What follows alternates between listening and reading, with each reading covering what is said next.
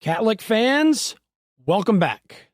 After just a week, our Catholic Live finale is already halfway sold out. Early bird pricing only lasts through this Thursday, February 13th. After that, all the prices go up. The best remaining deals are the combo packages for the Catholic Walking Tour, so be sure to check those out. It's all going down the weekend of March the 14th, so go grab your tickets now at Catholic.com. That's Catholic.com.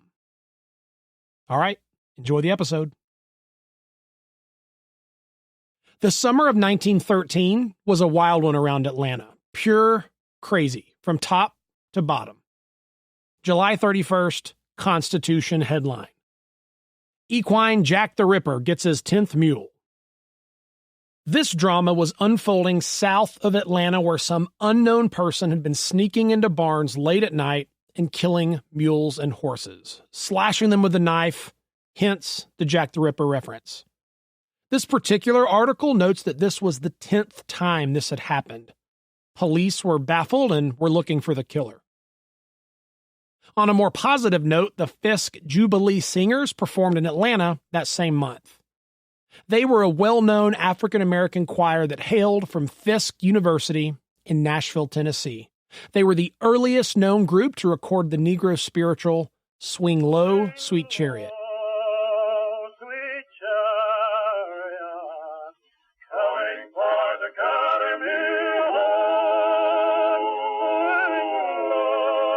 While in Atlanta, they performed at one of Atlanta's legendary black churches, First Congregational. You may remember from episode 5, that's where Pastor Henry Hugh Proctor preached a fiery sermon about the Atlanta Ripper way back in the summer of 1911. The Constitution reported that the voices of the Fisk Jubilee Singers, quote, blended together in perfect unison. When they visited Atlanta, they were so popular they had to add a second performance, and that, quote, white as well as colored are invited, end quote. There was additional news in Atlanta's black community when Alonzo Herndon swung open the doors of his newly remodeled barbershop. Alonzo Herndon is one of the all-time epic names in Atlanta's black history. He was born into slavery under circumstances far too common for the time. He was the child of an enslaved woman who'd been raped by her white master, Frank Herndon. Once emancipated in 1865, Herndon's family was dirt poor, and even as a young kid, he did what he could to support the family. Eventually, he learned how to cut hair. After saving enough money, he moved to Atlanta and opened a barbershop. Over time, his reputation grew. The Atlanta Journal once called him efficient, respectful, and thrifty. And eventually he became the go-to barber for Atlanta's prominent white men, government officials, businessmen, bankers, and more. It was big news when he opened a new barbershop on Atlanta's flashy Peachtree Street. It was, for a while, the only black-owned business located in the city's mostly white business district. In the summer of 1913, Herndon opened his newly remodeled shop, which was heralded for its high-end features and finishes. He loved to travel and collected design inspiration from the finest shops in Europe. So when the shop opened in Atlanta, patrons were in awe at the 16-foot mahogany doors, white marble, and bronze electric chandeliers. Years later, Alonzo Herndon would pivot to a new industry, insurance. He founded the Atlanta Life Insurance Company, which would make him one of Atlanta's earliest black millionaires. The summer of 1913 also saw a new outbreak of violence in Atlanta's long-running whiskey wars. In the early 1910s, there were two rival whiskey gangs operating in distinct turfs across Atlanta. Think of these groups like the predecessors of modern-day drug traffickers, but instead of drugs, they trafficked in Atlanta's favorite liquid vice, whiskey, referred to back then as Blind Tiger. These gangs directed a sophisticated supply chain, buying barrels of whiskey at wholesale from out-of-state distillers, then smuggling it into the city using wagons, trucks, and rail, storing it at secret warehouses, and finally distributing it to an army of peddlers who'd sell bottles in the smoky gambling halls and dark alleys of downtown Atlanta. Atlanta's whiskey gangs were led by Dan King Shaw and Hub Tally. The local newspapers referred to them as Tiger Kings. King Shaw was a former mechanic and prize fighter. He was arrested dozens of times over the years for selling illegal booze. And he one time told the Constitution that he'd made $500,000 selling Blind Tiger over 3 years. That's the equivalent of about $13 million today. King Shaw, however, was a church boy compared to his chief rival, Hub Tally. Tally was the crazy one, a violent tyrant known for shooting up saloons, snitching on his rivals, and threatening to kill anyone who testified against him in court. The Constitution once reported that he'd shot 3 men in 1 week. And he was once judged criminally insane and sentenced to time in an asylum. This was a very rough guy. Well, in 1913, Hub Tally makes one of his final appearances in the newspapers of Atlanta. As the story goes, he calmly approached one of his rivals down on Peter Street, pulled out a revolver, and shot him in the chest at point-blank range. Months later, police were thrilled to finally see Hub Tally get a 12-month jail sentence after having arrested him 48 times previously for smaller offenses. Another big story from the summer of 1913 was that of the Atlanta Motordrome. A wealthy New Yorker, Jack Prince, had been approved to build an enormous motorcycle racing track east of downtown Atlanta. Now, FYI here, the track no longer exists, but if you've ever been to the King Center in Atlanta's Old Fourth Ward, you're right around the area where the track used to be. Jack Prince got his start in bicycle racing, but he'd made the shift to motorcycles once they became popular in the early 1900s. Prince opened his first motordrome in Los Angeles in 1909. The LA Motordrome was a hit with spectators, and Americans quickly became obsessed with the sport that would pit racers head-to-head at unheard-of speeds. So, when the papers announced that Jack Prince was bringing a motordrome to Atlanta, it was all the rage. This from the Constitution. This track will be entirely different from the old style of tracks, being steeper and much more attractive and with a flood of light that will make it as bright as day. Everything being new and painted in new colors. It then describes what the opening day will be like. Banners flying, a big band of music, and the puttering motorcycles with daring riders speeding along at a 90-mile-per-hour clip will show people the very latest in speedy sports. Now, the Motordrome track was made of wooden planks, and the grade of the Atlanta track itself was designed at a terrifying 56 degrees. I've seen pictures of several Motordromes. They're posted in the vault, and it's wild. It literally looks like these guys are driving on a vertical wall. Because of this, Motordromes were incredibly dangerous. Lots of big crashes with guys getting maimed and sometimes killed. At a race in Newark, a couple of racers jumped the track and were launched into the grandstand. 8 people were killed in the fiery crash, including 4 little boys. Newspapers eventually started referring to them as murderdromes.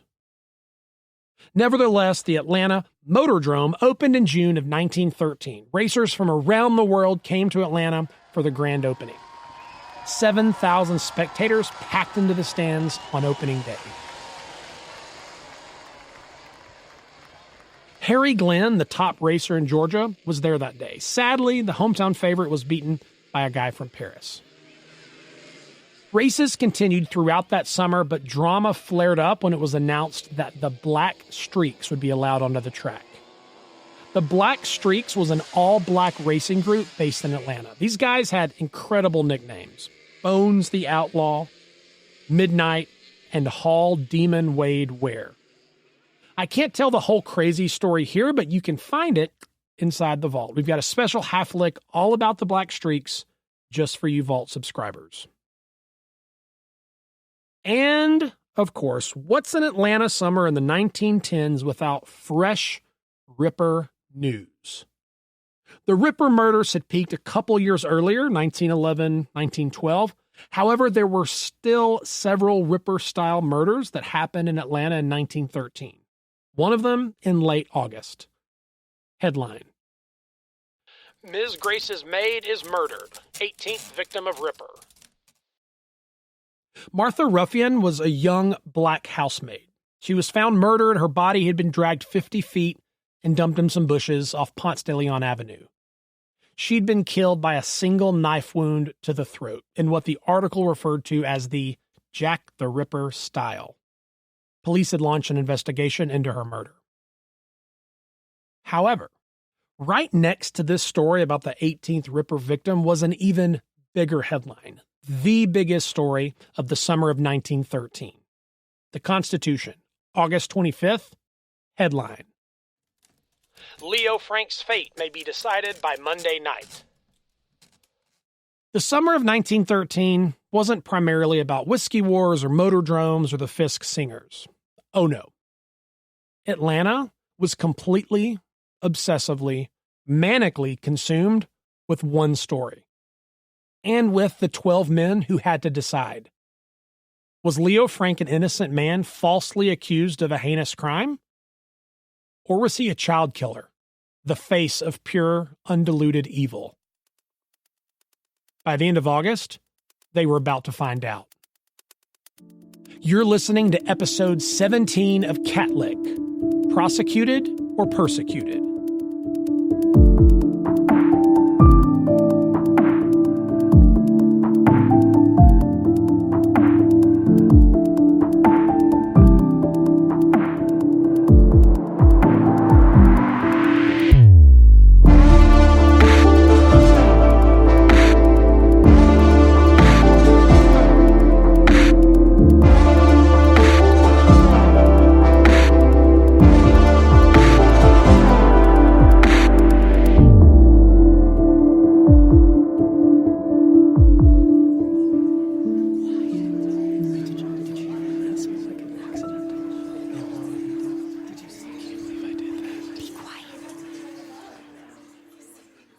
By the end of August, the trial of Leo Frank had become one of the longest trials in Georgia state history. Hundreds of witnesses had taken the stand, and court stenographers had recorded more than 1 million words in the official transcripts of the proceedings. But by August 21st, things were winding down and closing arguments were set to begin. On the 21st, court opened just like it had many days before. Judge Roan presiding, a crowded press corps, and several dozen spectators. It was time for closing arguments, and the prosecution got to deal the first blows. They began by attacking Frank's character.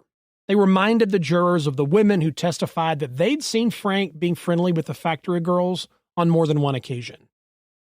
Next, Dorsey's right-hand man, Frank Hooper, invoked a story that everyone in the courtroom was familiar with: Dr. Jekyll and Mr. Hyde.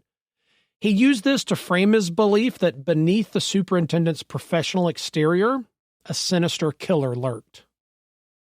After that, Hooper attacked Jim Conley, insinuating that he was too dumb to have written the murder notes. "You know these Negroes. You know their traits," he said. A big part of the prosecution's case was that this plan to kill Mary Fagan was so diabolically complex, it must have been committed by a white man because no black person could pull off such a ruse. Next, the defense. When defense attorney Reuben Arnold rose to address Hooper's opener, he took a surprising angle. He claimed that there was only one reason Leo Frank was even being charged with this crime. He was a Jew. Now, this tension, this idea that Leo Frank had been treated so poorly in the media because he was Jewish, was always sort of lurking in the background of the trial, but it hadn't been addressed until now. To prove his point, Arnold referenced one of the prosecution's witnesses, a streetcar driver named George Kinley. Apparently, someone had heard Kinley say, quote, "That damn Jew, they ought to hang him," end quote. Arnold used Kinley as just one example, but he believed that other witnesses likely held similar biases. So why were the locals so anti-Jewish? Well, Arnold had a theory, saying, quote, "Frank comes from a race of people that have made money," end quote. These witnesses, Arnold maintained, had trashed Frank for one simple reason. They were jealous of his wealth. Now, by now you've probably figured out that Atlanta wasn't exactly the most inclusive place in the early 1900s. African Americans faced the fiercest levels of discrimination, but the city's Jewish community had their fair share as well. Jewish immigrants began flooding into Atlanta during the late 1800s. Many of them set up shops in downtown and became successful business owners. Others bought real estate, and by 1900 there were several very successful Jewish families in Atlanta. But despite their wealth and success, many of Atlanta's Jews still found themselves on the outside looking in, on the white Christian culture of the Old South. Another example of the anti-Jewish gatekeeping in Atlanta: social clubs. Atlanta was known for its elite social clubs, which catered to the city's wealthiest and most influential citizens. The two most prominent were the Capital City Club and the Piedmont Driving Club, and both of them refused membership to African Americans and Jews. In response to this, Atlanta's Jewish community started its own social clubs, which were exclusive in their own right. The Atlanta newspapers didn't help either. They often reinforced anti-Semitic stereotypes. It wasn't uncommon for them to use the word Jew as a verb, or to refer to someone as a, quote, honest Jew, which of course implies that most Jews couldn't be trusted in business dealings. In addition to being Jewish, Leo Frank was also a Northerner, which was an identity also maligned by working-class white Southerners. In his book, Strangers at the Gate, author Stephen Hertzberg summarizes the tension.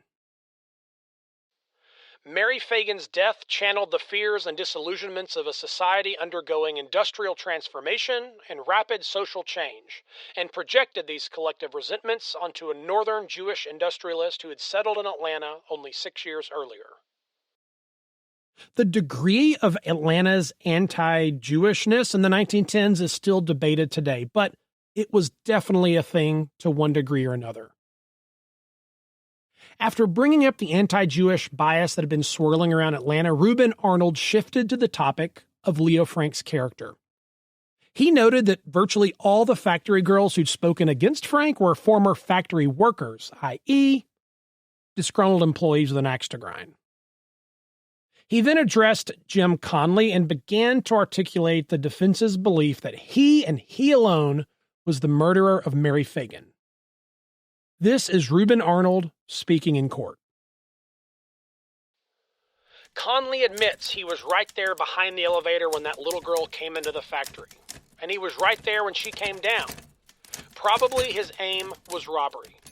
Here was a drunken, crazed Negro hard up for money. The little girl probably held to it when he grabbed it. He struck her in the eye, and she fell. It is but the work of one moment, gentlemen, to push her into that elevator shaft. Why go further than this black wretch there by the elevator shaft, fired with liquor, fired with lust, and crazy for money? Why, Negroes rob and ravish every day in the most peculiar and shocking way. But Frank's race don't kill. They are not a violent race. Some of them may be immoral, but they go no further than that. Yeah, this whole thing was in fact a gigantic cluster of racist tropes and wild accusations. After Arnold spoke, it was Luther Rosser's turn to advocate for Frank, and he made several strong points. For one, Frank could never have known exactly if or when Mary Fagan would come in to pick up her pay on that Saturday. Therefore, there's no way he could have set an elaborate trap which required a lookout, precise timing, and an empty factory. He also explained that if Frank appeared nervous the day after the murder, it was merely the natural result of seeing a dead child lying on a cold morgue table. Anyone would have been nervous. However, Luther Rosser reserved the bulk of his rage for Jim Conley. He proclaimed to the jury that Conley was nothing more than the prosecution's puppet, that he was coached, that every word was a lie, scripted by the prosecution. And in case there was any doubt about how Rosser really felt about Conley, he had this to say. Conley is a plain, beastly, drunken, filthy, lying Negro with a spreading nose through which probably tons of cocaine have been sniffed. but you aren't allowed to see him as he is. Once again, Negro is not the word he used. And in Luther Rosser's final monologue, he made a direct appeal to the jury and an unfiltered appeal to white supremacy. If you, as white men, should believe Jim Conley, it will be a shame on this great city and on this great state, and will be until the end of time. For the record, we have no indication that anyone objected or thought that this was out of place.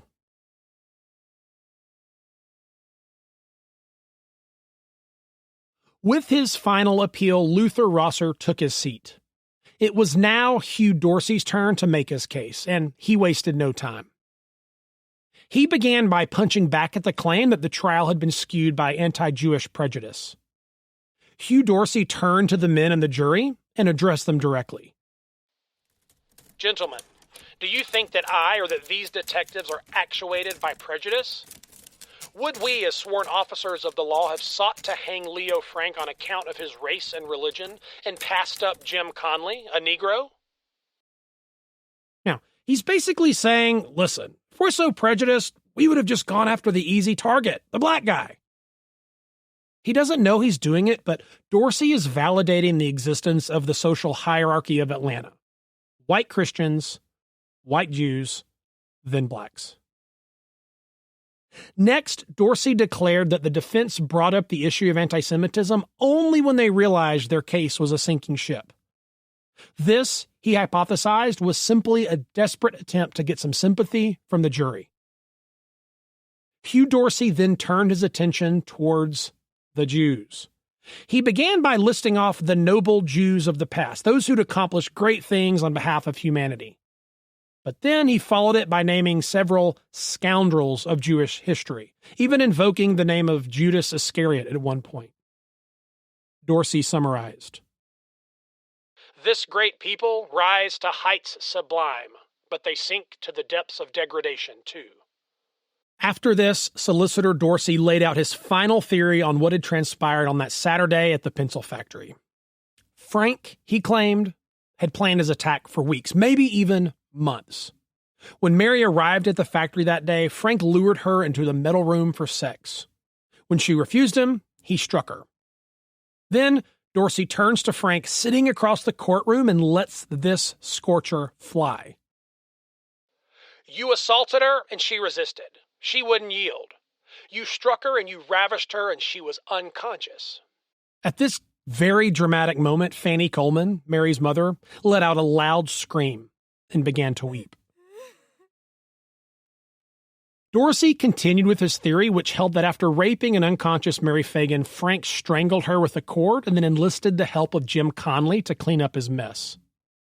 He first conned Conley into writing the murder notes, and then he bribed him with $200 to burn the body in the basement furnace.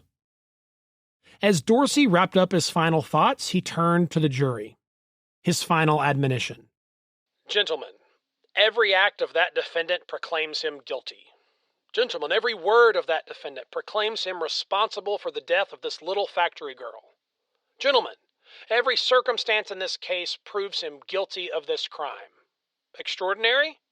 Yes, but nevertheless true. Just as true as Mary Fagan is dead. She died a noble death, not a blot on her name. She died because she wouldn't yield her virtue to the demands of her superintendent. Your Honor, I have done my duty, and I predict, may it please your Honor, that under the law that you give in charge and under the honest opinion of the jury of the evidence produced, there can be but one verdict, and that is, we, the jury, find the defendant, Leo M. Frank, guilty, guilty, guilty." Closing arguments wrapped up on Monday, August 25th. At 1:35 p.m., the jury left the courtroom and began their deliberations. The press corps alerted their newsrooms that a verdict was imminent. Word spread like fire through Atlanta, and within about an hour, a crowd of 5,000 people had gathered outside Atlanta City Hall to hear the verdict. Now, during this time, Judge Rohn made a surprising decision. Neither Leo Frank, nor any member of his family, nor his legal team should be present in the courtroom when the verdict was read. Like everyone else in Atlanta, Judge Roan knew what the people wanted. All summer long, Atlantans had been hanging on every word of the Frank trial, and for a variety of reasons, public sentiment had only moved in one direction: towards the guilt of Leo Frank. By August, most of Atlanta believed Frank was guilty. Judge Roan knew that if Frank was acquitted, the threat of mob violence towards Frank, his family, and his attorneys was very real. He knew that even in the supposedly cosmopolitan city of Atlanta, lynching fever was a threat. In 1913, the South was the South, both in the backwaters of Forsyth County and amongst the skyscrapers of downtown Atlanta. Judge Roan was taking no chances. After just an hour and 45 minutes, word was sent that the jury had reached their decision. A ripple of excitement spread through the crowd down on the streets. In the courtroom, things were tense. Judge Roan called the court to order. Turning to the jury box, the gray-haired Roan asked, "Gentlemen, have you reached your verdict?" Juror Fred Winburn was the foreman. It was his job to communicate the jury's decision. Newspapers reported that he spoke with a trembling voice. "We have, Your Honor. We have found the defendant guilty." Within seconds of the verdict being read, reporters raced to an adjoining room where a tangled web of phone lines had been set up precisely for this moment. "Frank, guilty," they shouted into the handsets. Back at the newsroom, the printing presses sprang to life. Moments later, word reached the crowd gathered on the streets. Their reaction was exactly as you'd imagine. A reporter described the scene. "The cry of guilty took winged flight from lip to lip. It traveled like the rattle of musketry. Then came a combined shout that rose to the sky. Hats went into the air. Women wept and shouted by turns." Solicitor Hugh Dorsey bounded down the stairwell inside Atlanta City Hall and out into the light. When the crowd laid eyes on him, another massive cheer rolled through the streets of Atlanta. 3 burly men emerged from the crowd and grabbed Dorsey, hoisting him onto their shoulders. The Constitution says that they then, quote, "passed him over the heads of the crowd and across the street." Which I can only assume means they crowd-surfed the guy. In that moment, Hugh Dorsey was the most popular man in the South's grandest city, and he would forever be known as the man who took down Leo Frank. Meanwhile, just down the road, a group of Leo Frank's closest allies somberly ascended the stairs to his cell in the Fulton Tower. They had to deliver the news. When they arrived, both Leo and Lucille were sitting quietly, alone but together. Frank's doctor, Howard Rosenberg, delivered the bad news. Leo Frank, ever the stoic, reportedly responded by saying, quote, "My God, even the jury was influenced by mob law." His wife understandably fell apart. A reporter was there. He described the grief. "Ms. Frank huddled closer to her boyish-looking husband. There was a wild stare in her eyes. She threw her arms about his neck and sobbed bitterly. He stroked her head and pleaded with her to be brave." Later that day, Leo Frank released an official statement. Just 11 words. "I am as innocent today as I was 1 year ago." That's it. The city of Atlanta continued to buzz throughout the day. Officials with Southern Bell later reported that more calls were placed that day than any other day in Atlanta's history. Each newspaper kept special editions rolling off the presses into the night.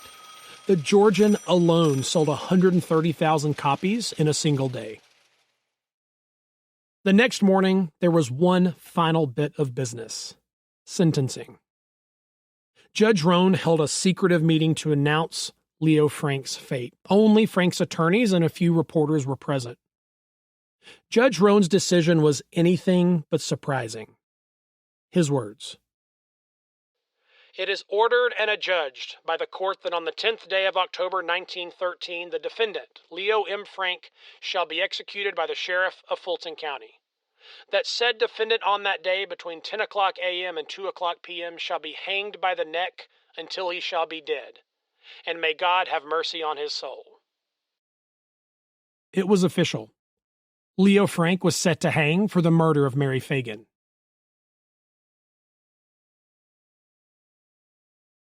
By the next day, Leo Frank's legal team was hard at work preparing their appeal. They immediately filed a motion for a new trial. That motion couldn't be addressed until early October, which meant the original date of Frank's capital punishment, October the 10th, would have to be pushed back. When October came, Frank's attorneys put forth their best case, but to no avail. Judge Rohn refused Leo Frank a new trial and rescheduled his execution for April of the next year. Leo Frank's defense team, however, would not be discouraged. They were already planning their next appeal. Through the final fall and winter months of 1913, the name Leo Frank began to fade from the papers. Not completely. Oh no, this story was far from over, but the frenzy of daily coverage was dialed back to occasional mentions in the papers, usually about the ongoing appeals. Though coverage of the story faded, the unrest in Atlanta's Jewish community certainly did not. The Frank case blasted shockwaves of fear to Atlanta's Jews, and there was a sense of deep betrayal by a city they'd believed had accepted them. After all, if one of their best men, Leo Frank, could be sentenced to hang for a crime he didn't commit, then no one was safe. The Macon Telegraph, a paper located a few hundred miles south of Atlanta, perfectly captured the division caused by the Frank trial. The long case and its bitterness has hurt the city greatly, in that it has opened a seemingly impassable chasm between the people of the Jewish race and the Gentiles. It has broken friendships of years, has divided the races, brought about bitterness deeply regretted by all factions. The friends who rallied to the defense of Leo Frank feel that racial prejudice has much to do with the verdict. They are convinced that Frank was not prosecuted, but persecuted. Not prosecuted, but persecuted. This would become the firm belief of Atlanta's Jews, that Leo Frank was unjustly convicted of a crime he didn't commit due to a flood of anti-Jewish bias generated by the media, the prosecution, and even everyday Atlantans. One such member of Atlanta's Jewish community that had likely been following the Frank case very closely was Jacob Elsis. Jacob Elsis founded and owned one of the largest factories in town. Known for his relentless innovation, hard work, and philanthropy, Jacob Elsis had become one of the pillars of Atlanta's Jewish community. Elsis had constructed his industrial facility way back in 1881 on a desolate tract of land on the eastern edge of Atlanta. Over several decades, he'd grown it into a massive operation, employing upwards of 1,500 people. By 1913, it was one of the top 500 largest corporations in America. But success always comes with a price, and by December of 1913, Jacob Elsis was just tired. He'd spent 30 years as the company's president, and retirement was calling his name. It was now time to pass the reins to his son, Oscar. When he took over as president, Oscar, Jacob's son, was only 43 years old. Though relatively young, he wasn't a newcomer to the textile industry. He'd been working at his dad's factory for the last 20 years. While Jacob, the father, was a risk-taking entrepreneur with big dreams, Oscar was anything but. He was more of a manager, more of a details guy. And as a details guy, the new president of the Fulton Bag and Cotton Mill kept meticulous records. And all those records, all that paperwork, ended up in one place. Yep, a vault. Tucked away in the back of the executive suite, inside a red brick factory building with two enormous smokestacks that towered over a tiny mill village that would one day be known as Cabbage Town. You haven't forgotten about that hidden vault, have you? I hope not, because we're going back there. Now, We're going to keep following the Leo Frank story. It's far from over. However, as 1913 turns to 1914, rumors begin flying around Atlanta's rough and rowdy Cabbagetown. Rumors of rebellion. Rumors of an uprising. Rumors of a revolt. Our fourth and final story is about to begin, and you're not going to want to miss it. That's next time on Catlick.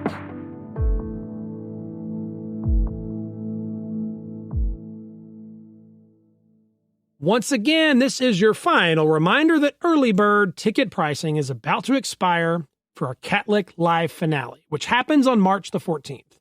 So go get your tickets to both the finale and one of our Catlick walking tours right now at catlick.com. The venue isn't huge, and we've already sold more than 50% of the available seats. We've got an amazing night planned, and I would love to meet you as we wrap up the Catlick saga. Once again, you can look at all the ticket options over at catlick.com. And don't forget, early bird pricing runs through February the 13th.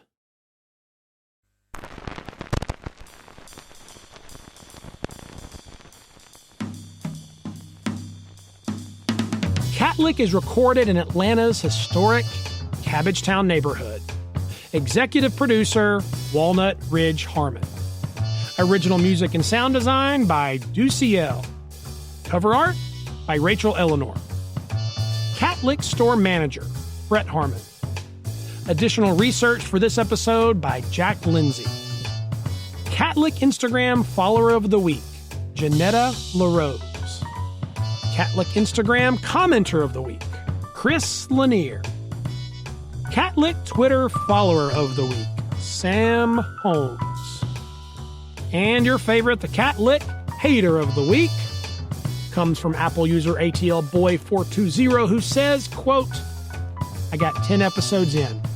I really tried," end quote. Well, ATLBoy420, number one, thank you for listening. Number two, I have a sneaking suspicion you're still listening, but I'm sending you all the Catlick and love either way. Hey, remember when I talked about the Atlanta Motor Drum? Well, number one, don't forget we have a special Halflick all about that inside the vault. But number two, we designed a really sweet Motor Drum t-shirt that's for sale inside the Catlick store. Now, they didn't have graphic tees back then, but if they did, this is what we think a grand opening t-shirt would have looked like when the Motor Drum opened in the summer of 1913. Go check it out and pick one up for yourself at, you guessed it, catlick.com. Are you enjoying Catlick? If so, would you mind leaving a review on Apple Podcasts or wherever you listen to great podcasts? It makes a huge difference in helping others discover the show. And finally, Catlick is independently written and produced by me, B.T. Harmon, signing off. I'd like to remind you to save old buildings, build bike lanes, and vote for public transit. We'll see you in the next episode.